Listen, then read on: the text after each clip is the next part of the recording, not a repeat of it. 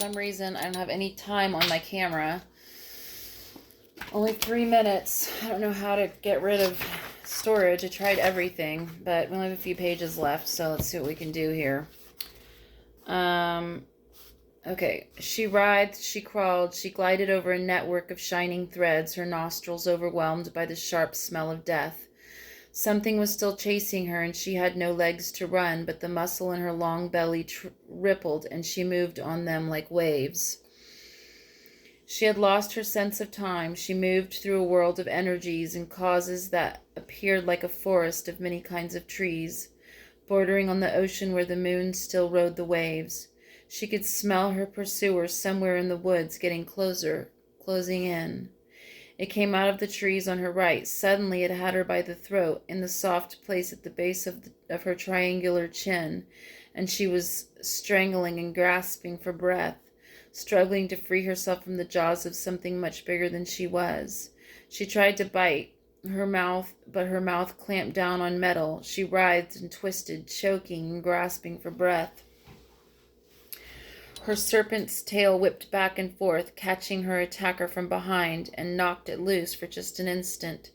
She sucked in a quick breath as claws gripped her back.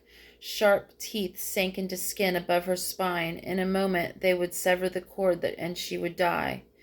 Gathering her waning strength, she thrashed violently back and forth, but the claws held. Then something ripped loose from her back, and she slid free, leaving her discarded skin behind. The thing she was facing was like nothing she'd ever seen before. She saw it as a giant insect, but constructed, bolt together out of gray metal forms. Clamped to its back with an old-fashioned bicycle lock was a huge piece of thistledown, which reminded her of the way the common cold virus appeared on this plane. As she watched, the down rose into the air, lifted the metal thing and dropped it on top of her. Then she was battling it again. But the more she bit and twisted, the more she hurt herself. The thing grabbed her by the tail and swung her around. She could see the ground spinning and the trees.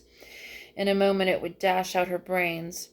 She was going to die, as Sandy had died, and the others. The thing was bigger than she was and would kill her on a tree. A Madrone.